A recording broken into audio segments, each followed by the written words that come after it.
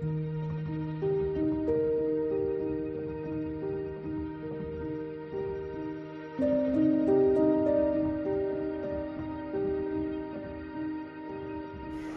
അസ്സാം വലൈക്കും. എല്ലാവർക്കും ഇന്നത്തെ പുതിയ വ്ളോഗിലേക്ക് സ്വാഗതം. എല്ലാവരും സുഖമായിട്ടും സന്തോഷമായിട്ടിരിക്കാമെന്ന് വിചാരിക്കുന്നു. മാഷാഅല്ലാ അൽഹംദുലില്ലാ ഞാനിവിടെ സുഖമായിട്ടിരിക്കുന്നു കേട്ടോ. അപ്പോൾ ഇന്നത്തെ വ്ളോഗ് ഒരു മിനി വ്ളോഗ് എന്നൊക്കെ പറയാം. പെട്ടെന്ന് തീർത്തിട്ടുള്ളൊരു വീഡിയോ ആയിരുന്നു. കാരണം വെയിൽ കാരണം എനിക്ക് അടുക്കളയിലോട്ടൊന്നും നിൽക്കാനേ പറ്റുന്നില്ല കേട്ടോ. അപ്പോൾ പെട്ടെന്ന് എന്തെങ്കിലുമൊക്കെ കാട്ടിക്കൂട്ടി വെച്ചിട്ട് റൂമിലോട്ട് പോയി ഫാനിട്ട് അവിടെയെങ്കിലും ഇരിക്കും. ഫാനിട്ടാൽ പോലും ഭയങ്കര ചൂടാണ് കേട്ടോ. ഫാനിൻ്റെ ആ ഒരു ചൂടുണ്ടല്ലോ, അയ്യോ ഭയങ്കര ചൂടാണ്. അപ്പോൾ രാവിലെ നമ്മൾ കഴിക്കാൻ വേണ്ടിയിട്ട് പുട്ടും ദോശയുമായിരുന്നു കേട്ടോ. ദോശമാവ് കുറച്ച് ബാക്കി ഇരിപ്പുണ്ടായിരുന്നു തലേന്നത്തത്. അതുകൊണ്ട് തന്നെ അത് കുറച്ച് ദോശ ഉണ്ടാക്കി, ഒരു 6 ദോശയ്ക്ക് വരുമായിരുന്നു. അപ്പോൾ പുട്ട് കഴിക്കാൻ എനിക്കൊരു മോഹം.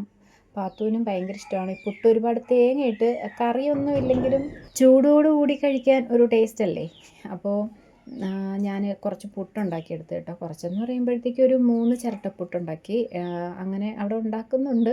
ഞാനിങ്ങനെ ഓരോ തട്ട്, അതായത് ഓരോ ചിരട്ടപ്പുട്ട് ഇങ്ങനെ ഒന്നുണ്ടാക്കി മാറ്റി വെച്ച്, പിന്നെ അടുത്ത മാവ് കോരി ഇങ്ങനെ വെച്ച് കൊടുത്തിട്ടുണ്ട്. ഉപ്പിൻ്റെ ഭരണി നോക്കിയപ്പോൾ ഉപ്പ് കഴിഞ്ഞിട്ടുണ്ടായിരുന്നു. അതുകൊണ്ട് ഞാൻ ഉപ്പൊക്കെ തട്ടിയിട്ട് വെച്ചിട്ടുണ്ട്. പാല് വാപ്പ കൊണ്ടുവന്നപ്പോൾ ഇതേ ചായക്കുള്ള വെള്ളമൊക്കെ അടുപ്പിലോട്ടാക്കി കൊടുത്തിട്ടുണ്ട് കേട്ടോ.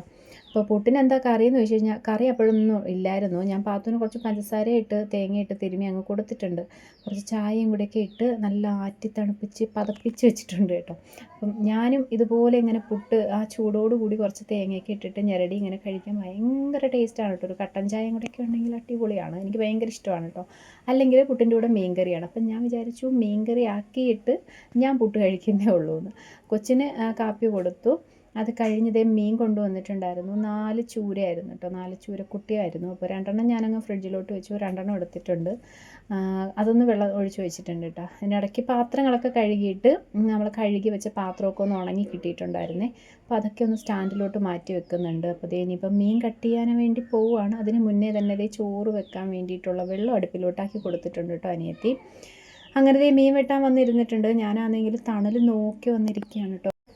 ഇങ്ങനെ ഒട്ടും വെയിലില്ലാത്തൊരു ഭാഗം നോക്കി വേണം വന്നിരിക്കാനായിട്ട്.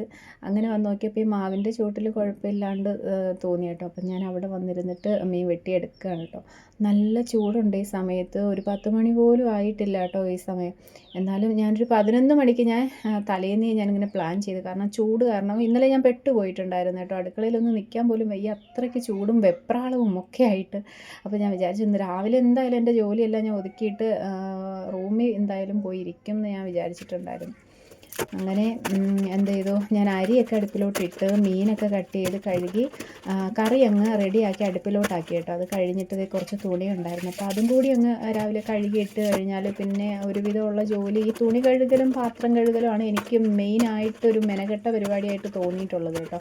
അപ്പോൾ അത് തന്നെ അങ്ങോട്ട് ഒഴിക്കുമ്പോൾ എൻ്റെ മുക്കാൽ ജോലി ഇവിടെ ഒതുങ്ങിക്കിട്ടും. പിന്നെ ഉള്ളത് കുറച്ച് അകത്തുനിന്ന് എന്തായാലും ഒന്ന് തുടയ്ക്കണമെന്ന് വിചാരിക്കുന്നുണ്ട്. ഇന്നലെ വെള്ളം വന്നിട്ട് ഇന്നലെ നമ്മൾ തുടച്ചതൊന്നുമില്ലായിരുന്നു കേട്ടോ. അപ്പോൾ ഇന്ന് എന്തായാലും എറായും അടുക്കളയൊക്കെ ഒന്ന് തുടച്ചിടാനായിട്ടാണ് പ്ലാന്.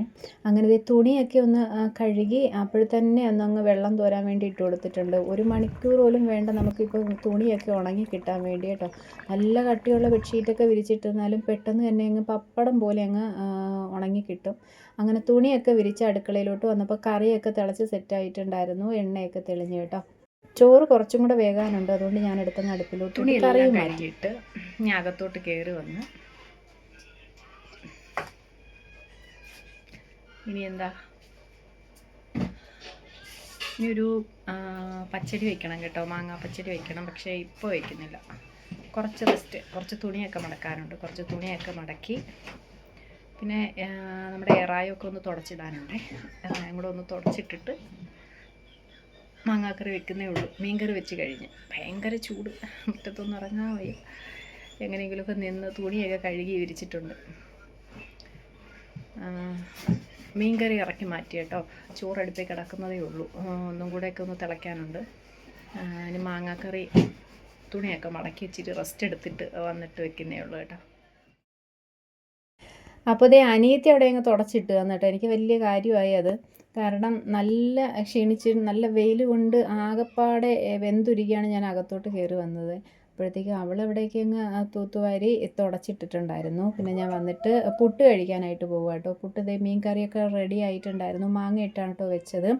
അപ്പോൾ കുറച്ച് മാങ്ങാ കഷ്ണമൊക്കെ എടുത്തിട്ടിട്ട് കുറച്ച് മീൻ കറി ഒഴിച്ചു. എനിക്ക് ഭയങ്കര ഇഷ്ടം പുട്ടിൻ്റെ കൂടെ മാങ്ങാക്കറിയല്ല മീൻ കറി കേട്ടോ. പുട്ടിൻ്റെ കൂടെ തലേന്നത്തെ മീൻ കറിയൊക്കെ ഉണ്ടെങ്കിൽ പിന്നെ ഒന്നും വേണ്ട നമുക്ക്, വേറെ പ്രത്യേകിച്ച് കറിയൊന്നും വേണ്ട. പിന്നെ ഈ ഒരു സ്വഭാവം ആർക്കെങ്കിലും ഉണ്ടെങ്കിൽ ഒന്ന് കമൻറ്റ് ചെയ്തു. ഈ അച്ചാർ കാപ്പിയുടെ കൂടെ കഴിക്കുന്നത് ഞാൻ ദോശയുടെ കൂടെയും കഴിക്കാറുണ്ട്, അപ്പത്തിൻ്റെ കൂടെയും കഴിക്കാറുണ്ട്, ഇതേ പുട്ടിനും എടുത്തിട്ടുണ്ട്. അച്ചാർ മാത്രം വെച്ചിട്ട് ഞാൻ പുട്ട് കഴിച്ചിട്ടുണ്ട് കേട്ടോ. എനിക്ക് ഭയങ്കര ഇഷ്ടമാണ് ഇങ്ങനെ കഴിക്കുന്നത്.